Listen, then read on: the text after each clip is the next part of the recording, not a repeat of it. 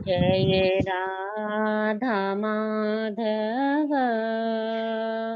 जय कुंज बिहारी। जय राधा माधव जय कुंज बिहारी। जय गोपी वल्लभ जय गिरिवर धारी। जय गिरिवर धारी। यशोदानंदन ब्रज जन रंजन। यशोदानंदन ब्रज जन रंजन। यमुना तीरा वनचारी। जय राधा माधव जय कुंज बिहारी। हरे कृष्ण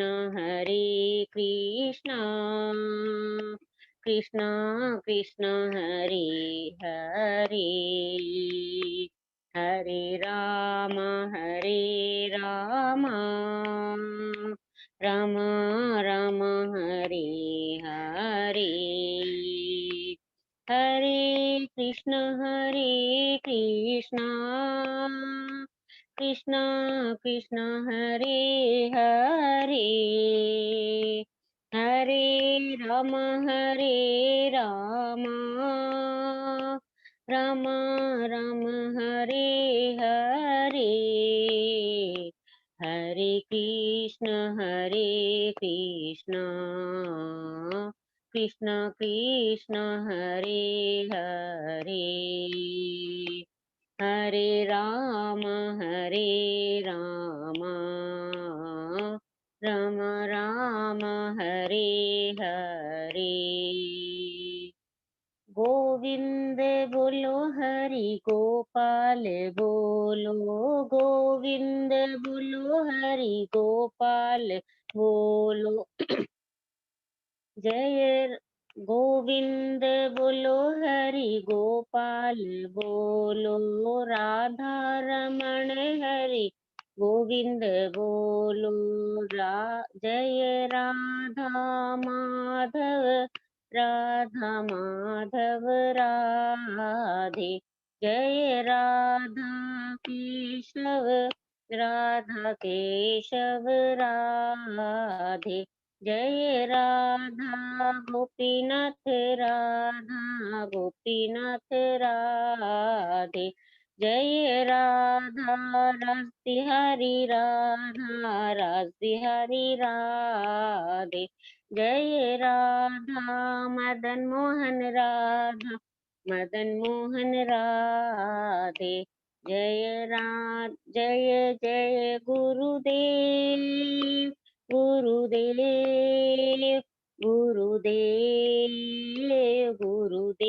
जय जय प्रभुपाद।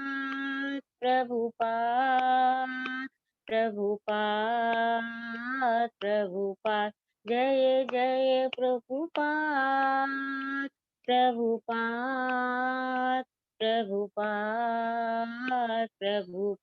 निताई गौर हरि बोल हरि बोल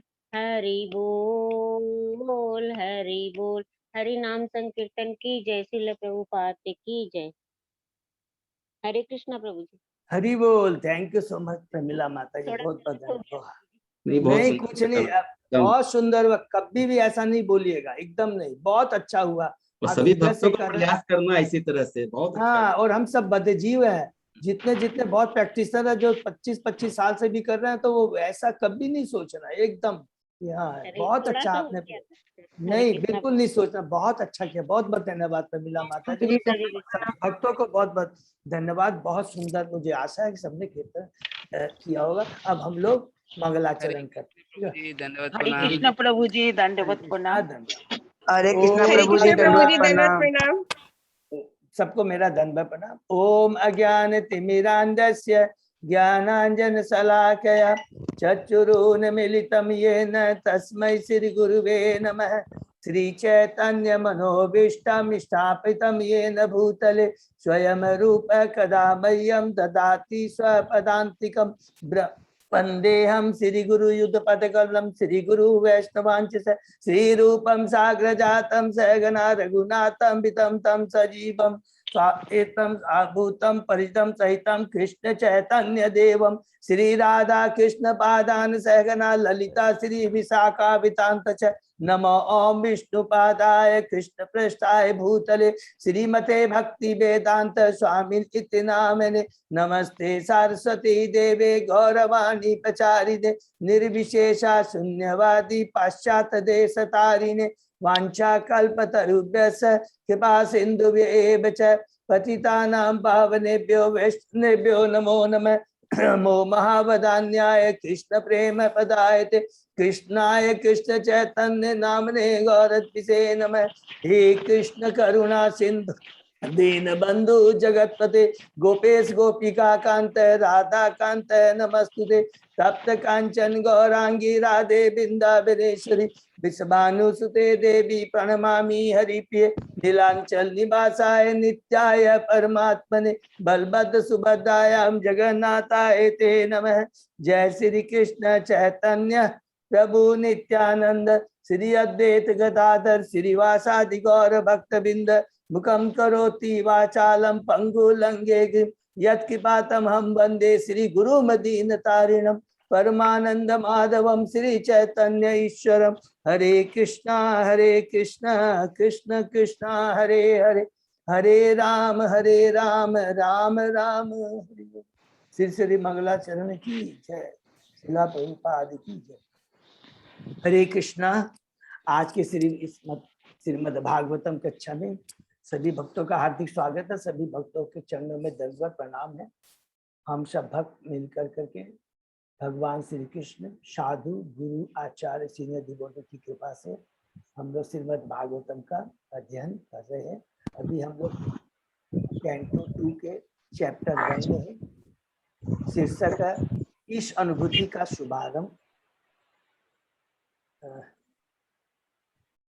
इसमें अभी हम लोग चैप्टर 1 में शुरू में जब सुखदेव गोस्वामी जी उत्तर देना शुरू करते हैं, कैंटो 1 हमने समाप्त किया था, जिसमें परीक्षित महाराज उनसे प्रश्न करते हैं और वो परीक्षित, चूंकि ये प्रश्न बहुत ही उत्तम है इसलिए हमें रिपीट करना चाहिए कि इस भौतिक बद्ध जीवों का मुख्य कर्तव्य क्या है। जब तक इस भौतिक भौतिक जगत में है तो उनका मुख्य कर्तव्य क्या है, उन्हें क्या करना चाहिए, और मृत्यु के समय मरणावसन जब पोजीशन में रहे उस समय में क्या करना चाहिए। अर्थात याद रखेंगे सारे लोगों की तरह के लोगों के लिए प्रश्न, हर तरह के मनुष्यों के लिए यह प्रश्न है।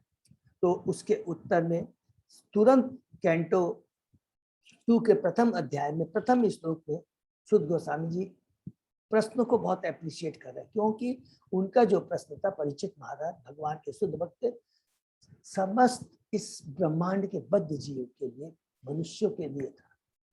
वो केवल अपने स्वार्थ के लिए नहीं था, इसलिए प्रश्न को बहुत एप्रिशिएट करते हैं। और वो कहते हैं दूसरे श्लोक में ही कि मनुष्य को क्या गृह मेदिनी होना चाहिए, गृहस्थ होना चाहिए। अर्थात उसे भगवान को केंद्र में रख करके अपना जीवन यापन करना चाहिए। पशु की भांति केवल खाने पीने मौज उड़ाने में अपना इतना बहुमूल्य मनुष्य जीवन को व्यर्थ नहीं करना चाहिए। और अगर कोई भी वास्तव में मुक्ति चाहता है, मुक्ति का इच्छुक है, उसे भगवान का श्रवण कीर्तन तथा स्मरण करना चाहिए। वो सबसे उत्तम उसका जीवन है। किसी को भी वास्तविक दिव्य आनंद तो दिव्य भगवान की महिमा का श्रवण कीर्तन स्मरण करने में है, न कि निर्वेश स्वरूप में, ब्रह्म ज्योति में, निर्वेश रूप में तदाकार होने में है। उन्होंने शुरू में ही देख लीजिए पहली अध्याय के उन्होंने 7वें एकदम स्टेट में कह दिया कि नहीं, जीव को क्या करना चाहिए, भगवान के नाम गुण लीलाओं का किरण श्रवण करना, माने भक्ति को करना चाहिए। निर्विशेष ब्रह्म ज्योति में आनंद नहीं है, दिव्य आनंद नहीं। फिर वो इसको प्रूफ करते हैं कैसे, खुद का एग्जाम्पल देके कहते हैं कि देखो मैं स्वयं में खुद नहीं किया, निर्विशेषवादी था, लेकिन अपने पिता के मुखारबिंद से श्रीमद् भागवत सुनकर मेरा उस भगवान के नाम गुण हृदय में मेरा अत्यधिक प्रेम जागृत हो गया और वही ज्ञान मैं आज को दे रहा हूँ। तो यहाँ पर सुखदेव गोस्वामी जी कहते हैं कि देखिए, मैं बचपन से ही मैं क्या था, मुक्त पुरुष था, लेकिन मेरे को जो भगवान के बारे में जो ज्ञान प्राप्ति हुई मेरे पिता से हुई। तो हमेशा इससे बहुत बड़ी शिक्षा क्या दिया उन्होंने कि हमेशा हमें श्रवण सीनियर डिवोटी से, अधिकारियों से करना चाहिए, ऐसा नहीं कि नहीं मैं अपने आप करूंगा।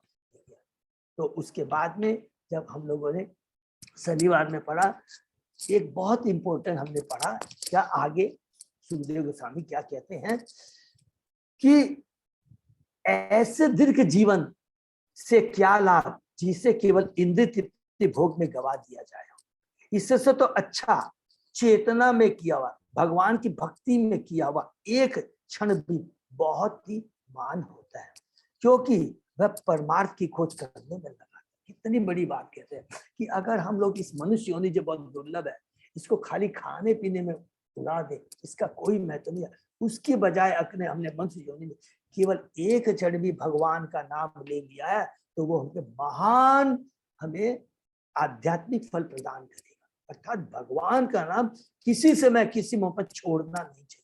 तो बहुत इंपॉर्टेंट, कितनी बड़ी तुलना की है कि मनुष्य योनि बहुत दुर्लभ है, भगवान की भक्ति करने के लिए है, और केवल अगर इसको भोग में हम लोग इसको गवा देते हैं तो ये जीना नहीं है। तो प्रभुपाद जी कहते हैं मनुष्य को चाहिए कि सभी प्रकार से बिना किसी अपराध के अपने जीवन में भगवान के यशोगान को करें। जीवन के ऐसे कार्य की तुलना भले ही वह एक क्षण ही क्यों न हो, अज्ञानमय दीर्घकालीन भौतिक भोगमय जीवन से तुलना नहीं की जा सकती। ये प्रभुपाद जी बार बार रिपीट करते वही चीज को जो सुखदेव गोस्वामी जी ने श्लोक में किया। फिर प्रभुपाद जी तात्पर्य बताते हैं, जैसे वृक्ष होता है ना, वृक्ष तो हजारों साल तक एक वृक्ष जीता है, खड़ा रहता है, लेकिन वो जीना नहीं। उसी तरह यदि मनुष्य कहता है कि मैं 100 साल जी लिया, बहुत बात, ये सब मूर्खता है। अगर उसने भगवान की अपने जीवन में भक्ति नहीं की तो एक क्षण की भी भक्ति उसको एक भक्ति के पथ में ला करके आगे उसको भक्ति के पथ में कंटिन्यू ले जा सकती है। लेकिन करना क्या, भक्ति से जुड़ना बहुत जरूरी है। फिर वो एग्जाम्पल देते हैं नेक्स्ट श्लोक में कि खडवांग महाराज का एग्जाम्पल देते हैं कि राजर्षि, तो खडवांग महाराज भी क्या थे, राजर्षि थे। ऐसा नहीं थे वो खाली आए खाली, वो राजर्षि थे, अर्थात वो पूरा शासन चलाते थे। पूरे देश का शासन चलाने के बाद भी हमेशा अपने को भगवान से जोड़ रखे थे। तो राजर्षि खडवांग को जब यह सूचना दी गई कि उसके आयु का एक क्षण केवल रह गया है, तो उन्होंने तुरंत अपने आप को समस्त भौतिक कार्यकलापों से मुक्त करके परम रक्षक भगवान की शरण दी। तो प्रभुपाद जी कहते हैं जिम्मेदार व्यक्ति को अपने वर्तमान मनुष्य जीवन के मूल कर्तव्य का आभास होना चाहिए। तो मूल कर्तव्य जीवन का क्या है, यही जाना, तभी हम कहेंगे हम मनुष्य है। अगर हमको अपने मूल कर्तव्य के बारे में मालूम नहीं है, अगर हम सोचते हैं नहीं हमें खाली धन कमाना, यश कमाना, समाज में प्रतिष्ठा बढ़ाना यही जीवन का लक्ष्य है, तो ये मूल लक्ष्य नहीं हुआ, ये मूर्खता हुई। तो मूल लक्ष्य को हमें नहीं भूलना चाहिए। यह मनुष्य योनि केवल भौतिक आवश्यकताओं की पूर्ति के लिए सब कुछ नहीं है। मनुष्य को अगले जीवन में श्रेष्ठतर पद प्राप्त करने के लिए अपने मुख्य कर्तव्य के प्रति हमेशा गंभीर रहना चाहिए। मनुष्य जीवन इसे मुख्य कर्तव्य की तैयारी करने के लिए मिला है। तो मुख्य कर्तव्य की तैयारी क्या है कि पुनः भगवान के धाम को जाना। ये भौतिक जगत हमारा वास्तविक घर नहीं है।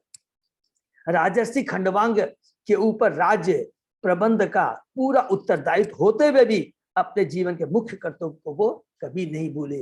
परीक्षित महाराज भी सेम चीज क्या थी, परीक्षित महाराज, युधिष्ठिर महाराज, भरत महाराज, पृथु महाराज, इन सब लोगों ने क्या था, अपना जो मुख्य कर्तव्य था जीवन का, इतना उनके पास ऐश्वर्य था, सब कुछ भी था, लेकिन उन्होंने अपने जीवन के मुख्य कर्तव्य को नहीं भूला। क्या, भगवान की भक्ति।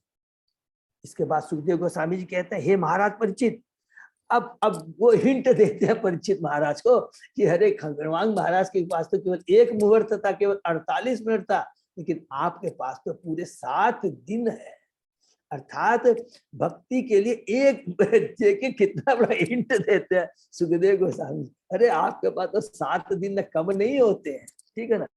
अर्थात ये हम बद्ध जीवों के लिए है कि मनुष्य होनी बहुत दुर्लभ है, एक क्षण की भी भक्ति हमको महान आध्यात्मिक फल प्रदान कर सकती है, एक क्षण भी हमें व्यर्थ नहीं करना चाहिए, ये बोलना चाहते हैं। तो सुखदेव गोस्वामी कहते हैं महाराज परीक्षित, अब आपकी आयु के 7 दिन शेष है, अतः इस अवधि में आप उन समस्त अनुष्ठानों को संपन्न कर सकते हैं जो आपके अगले जीवन के परम कल्याण के लिए आवश्यक है। तो ये हम याद रखेंगे, ये जितनी भी बातें भागवतम में सुखदेव गोस्वामी जी, सुत गोस्वामी जी कह रहे हैं, मैत्रेय मुनि और विदुर महाराज के बारे में देखेंगे, हम पढ़ेंगे मैत्रेय मुनि विदुर महाराज का कितना बड़ा कैंटो, माने 3-4 कैंटो में उनका वार्तालाप है। तो जो कुछ भी वो कहते हैं, जो भगवान के शुद्ध भक्त होते हैं, विदुर महाराज वो केवल क्या कहते हैं, भगवान से संबंधित बातें करते हैं। किसके लिए? हम बद्ध जीवों के कल्याण के लिए, वो अपने लिए नहीं कहते हैं, वो तो स्वयं मुक्त पुरुष है। तो सुखदेव स्वामी कहते हैं मनुष्य को चाहिए कि जीवन के अंतकाल में मृत्यु से तनिक भी भयभीत न हो, अपितु वह भौतिक शरीर से तथा उससे संबंधित सारी वस्तुओं एवं उससे समस्त सारी इच्छाओं को आसक्ति को त्यागे। ये सबसे बड़ी जरूरी है, बिना आसक्ति को त्यागे बिना हम भक्ति नहीं कर सकते, ये बहुत इंपॉर्टेंट चीज है। तो अब आसक्ति को त्याग करने के लिए बहुत प्रभुपाद जी ने, सुखदेव गोस्वामी ने, सब लोगों ने एक ही चीज को जोर दिया, क्या? केवल एक ही चीज करना है इस कलयुग में, हरि नाम का जप। उसमें इतनी शक्ति होती है कि सारी भौतिक आसक्ति को बिना, देखिए ऐसा नहीं है कि भौतिक आसक्ति को, कितना बढ़िया प्रभुपाद जी ने ये किया है, युक्त बैरागी, हर चीज को यूज करते हुए, ऐसा नहीं उसको धक्का मार दिया, नहीं नहीं नहीं इसको मैं टच करूं, ये तो भौतिक चीज है, इससे मेरा अटैचमेंट नहीं।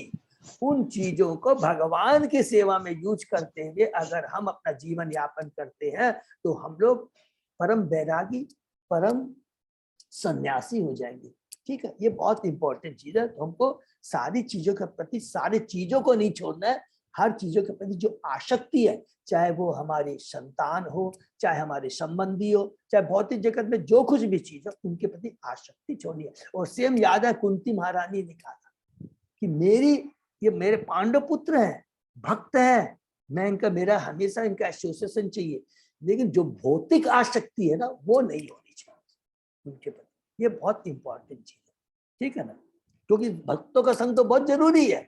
भौतिक आसक्ति ही क्या है, बंधन का कारण होता है, ये इंपॉर्टेंट। तो प्रभुपाद जी कहते हैं बुद्धिमान मनुष्य को अपने अगले जीवन में सर्वोत्तम प्रकार का आध्यात्मिक शरीर पाने के लिए प्रयास करना चाहिए। तो आध्यात्मिक शरीर पाने का मतलब हो गया कि भगवत धाम जाने की तैयारी करनी चाहिए। मनुष्य को चाहिए कि अनावश्यक भौतिक वस्तुओं एवं पारिवारिक संबंधों के प्रति आसक्ति एवं इच्छाओं को त्याग देना चाहिए। मनुष्य को चाहिए कि श्रेष्ठतर इच्छाओं को अवसर दे, अन्यथा ऐसी कुछ सी इच्छाओं को छोड़ने का अवसर नहीं आएगा।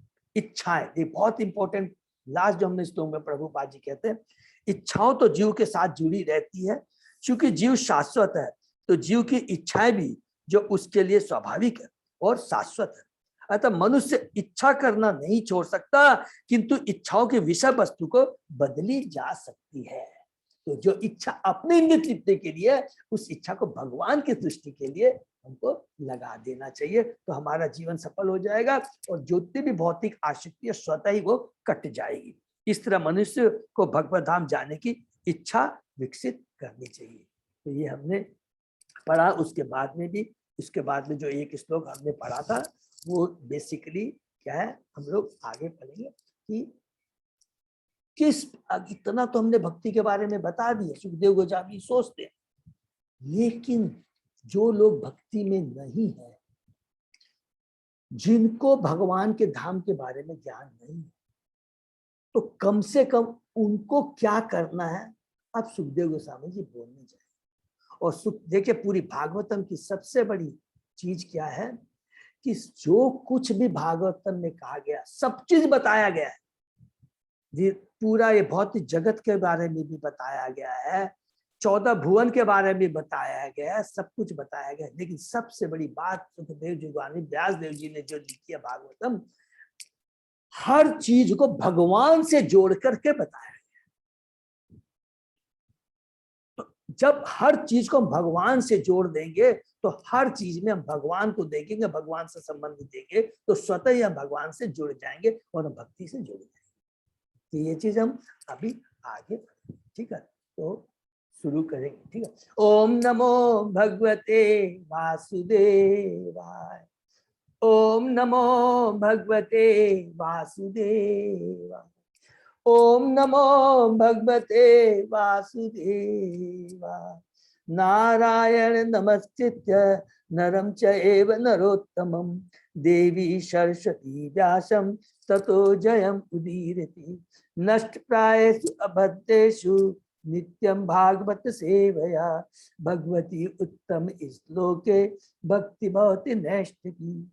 आराधयो भगवान ब्रजेश तनय ततधाम वृंदावनम रमया काचित् उपासना व्रजवधू वर्गेण्या कल्पिता। श्रीमद्भागवतम प्रमाणम अम्लम प्रेमा पुमर्थो महान।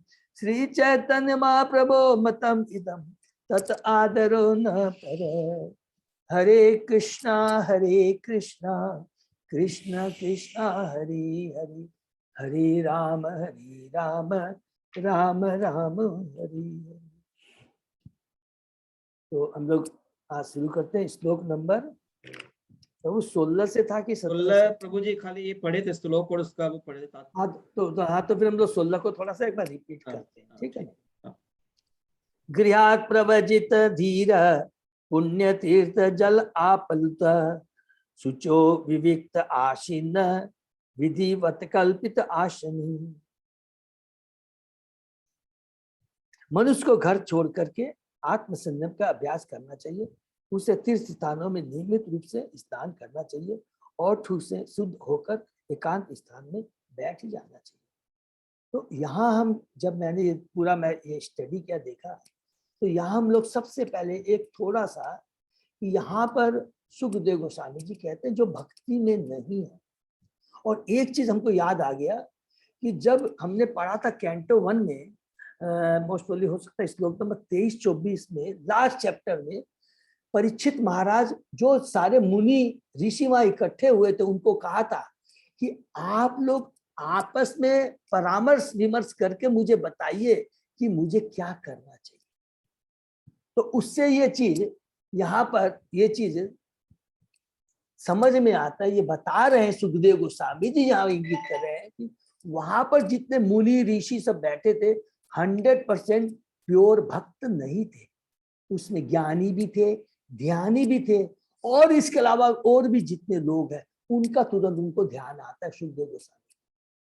तब उन्होंने क्या कहा कि नहीं, ये पहले प्रश्न उठे कि सब लोग जो भगवान के आध्यात्मिक जगत के बारे में तो अभी छोड़ दीजिए, वो तो केवल अभी तक उन्होंने भौतिक जगत देखा है, कोई बात नहीं, भौतिक जगत देखा है, तो उनको किस प्रकार भौतिक जगत के बारे में बताकर भगवान से उनको किस तरह जोड़ सकते हैं, ये चीज सुखदेव गोस्वामी सोचते हैं। तब उन्होंने यहाँ पर पूरे यहाँ से लेकर के अंत तक अष्टांग योग के बारे में बताया। तो 2 पार्ट में बताया गया। देखिए अष्टांग योग जो कि हमने गीता के 6ठे अध्याय में भी बहुत डिटेल में पढ़ा है और बहुत सिंपल भी है और बहुत इजी भी है, लेकिन उसको समझने से थोड़ा और क्लैरिटी हो जाती है, तो उसको हम लोग जस्ट रिपीट करें। टोटल उसमें जैसे 8 स्टेज बताया गया अष्टांग योग। तो प्रथम जो 4 स्टेज है वो भौतिक, लाइक कि यम, क्या चीज करना, यम नियम, what to do and what not to do, एकदम बहुत सिंपल। हमको क्या करना चाहिए क्या नहीं करना चाहिए, हमें सुबह जल्दी से उठना चाहिए, देरी से नहीं सोना चाहिए, तो एक ही बात हो गई है। तो क्या करना चाहिए क्या नहीं करना चाहिए। उसके बाद में आसन बताते, आसन कि ठीक है अब हमारा मन इधर उधर विचलित हो रहा है तो हमको तो अष्टांग योग करना है। तो यहाँ पर सुखदेव जी बताएंगे कि तुमको कैसे बैठना चाहिए, एक प्रॉपर आसन पे बैठना चाहिए। आसन पे बैठने के बाद में हमको अपनी प्राणायाम का मतलब क्या हुआ कि हमारी सांसों को, कल माता जी लोग ने बताया ना, फिर बार बार भूल जाता हूँ क्या क्या अजय बाबू जो बता ना, ये कुंभक, ये जो है ये अपनी श्वास को ऊपर लेना छोड़ने की क्रिया को, ये बहुत जरूरी है। ये किस लिए जरूरी है, थोड़ा सा मन को करना। उसके बाद में प्रत्याहार। प्रत्याहार क्या है? मेनली यम नियम आसन 3 हो गया, चौथा प्राणायाम हो गया, पांचवा प्रत्याहार है मन को अब जैसे सांस होते मन जो इधर उधर भटकता रहता है उसको मन को कैसे कंट्रोल किया जाए।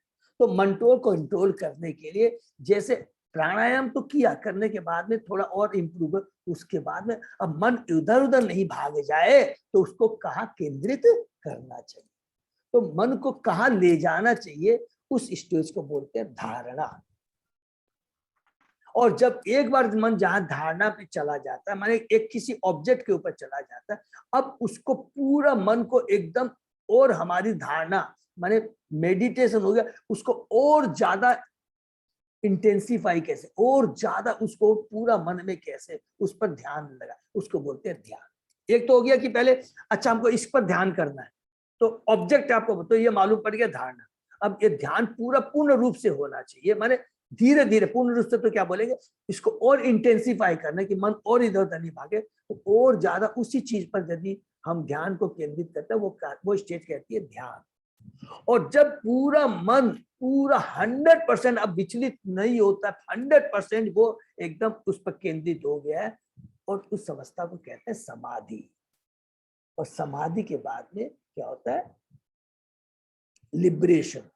ओ कृष्णा, फिर से ये भक्त लोग तैयार रहेंगे, ये फिर से इसी तरह होगा तो हम लोगों को रिज्वाइन करना पड़ेगा। सॉरी, तो ये चीज है। तो हम लोग श्लोक बाई चलते हैं जितना प्रयत्न करते हैं, लेकिन ये चीज याद रखेगा, ये चीज क्या है, थोड़ा टेक्निकल है, लेकिन क्या है इसमें सुखदेव गोस्वामी जी महान भक्त भगवान के, वो जरूर बताते हैं कि ठीक है, हर तरह के जो लोग हैं उनको भी ये बताना है कि ठीक है, तुमको आध्यात्मिक जगत के बारे में नहीं मालूम, चलो भौतिक जगत के मालूम है, तो तुम एक काम करो, इसको ही समझ लो, लेकिन पहले तुमको पहली 4 अवस्था में जाओ। तो ये जो 5वां जो मैंने बताया धारणा, ये बहुत इंपॉर्टेंट। ये धारणा में मन किसके ऊपर ऑब्जेक्ट करना है, ये सुखदेव गोस्वामी जी बताएंगे कि हमको भगवान के आत्मा के ऊपर अपने को मन को ध्यान करना है, या विराट रूप ये भौतिक जगत ये भगवान का है, इसके ऊपर ध्यान करना, तो कैसे करना है।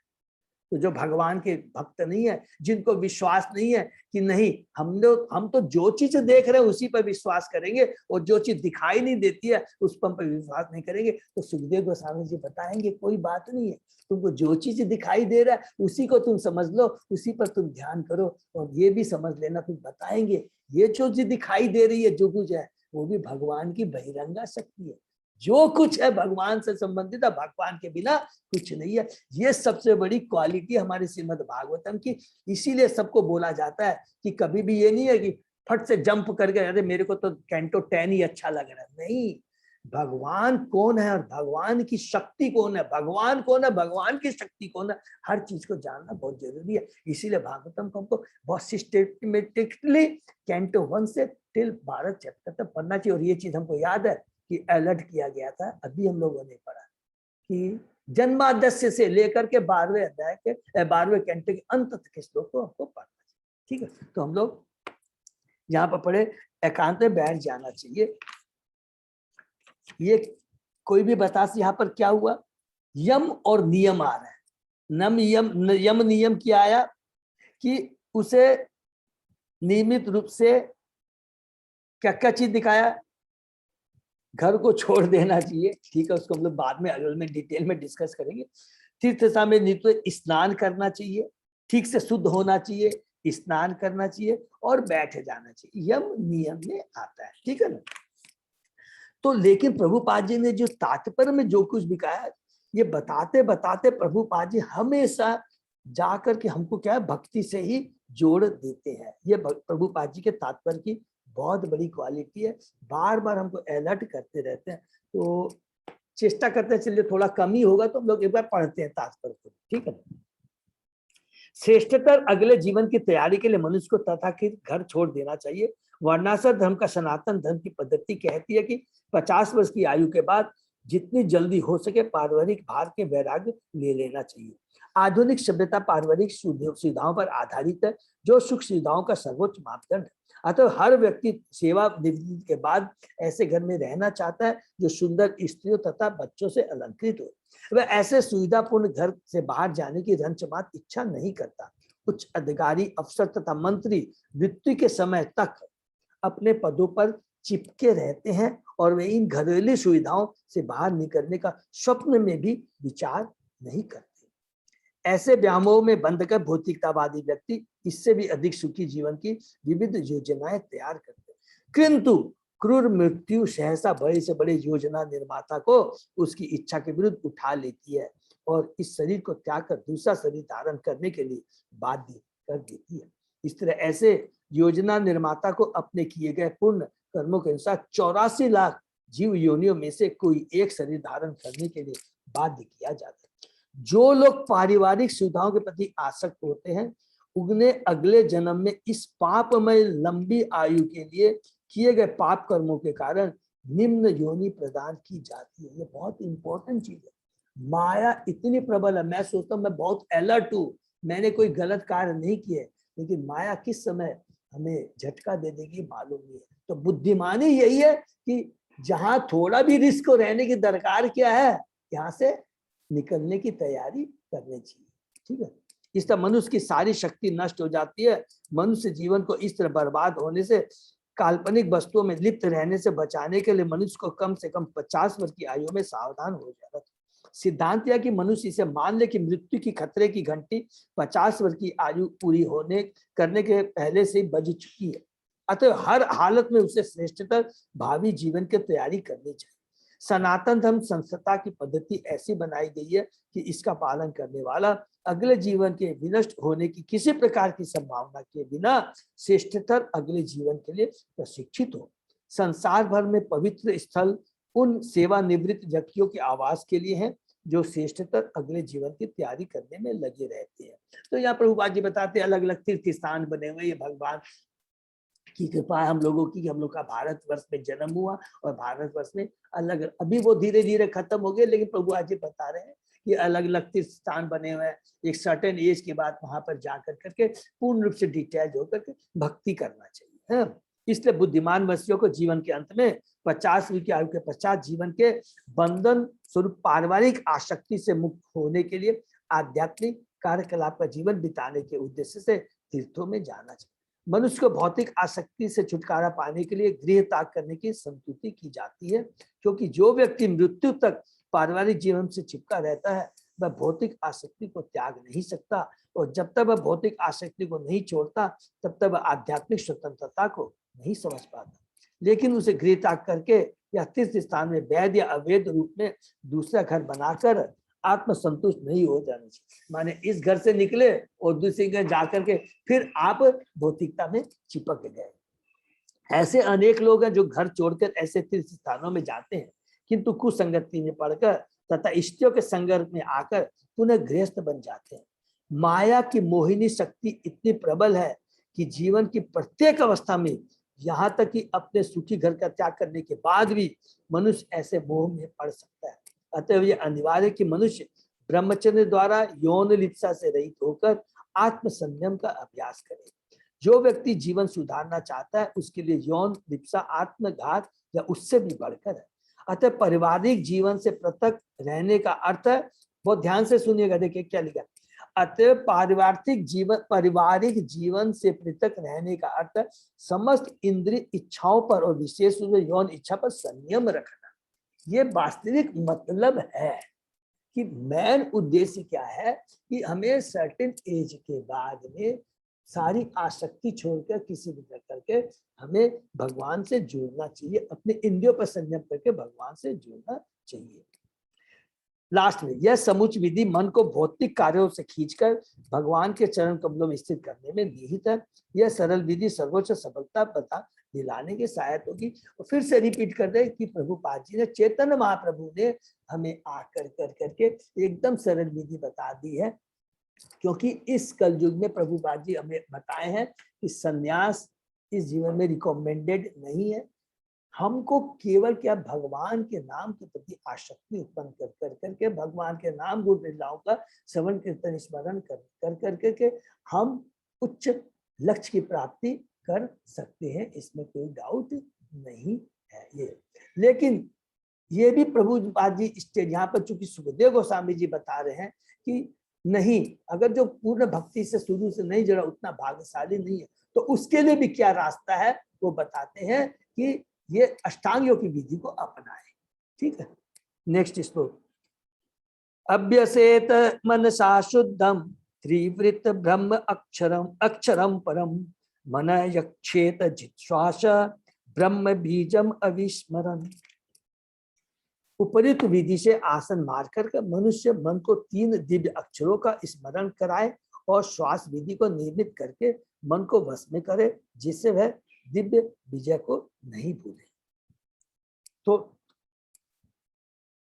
तात्पर्य पढ़ते हैं। ओमकार अथवा प्रणव दिव्य अनुभूति का बीज है और यह 3 दिव्य अक्षर ओम से बना है। और हम लोग ने भगवत गीता में भी पढ़ा है कि ये ओम शब्द भगवान के महामंत्र में सन्निहित, इसके अंदर ही जुड़ा हुआ है, ये हमेशा याद रखें।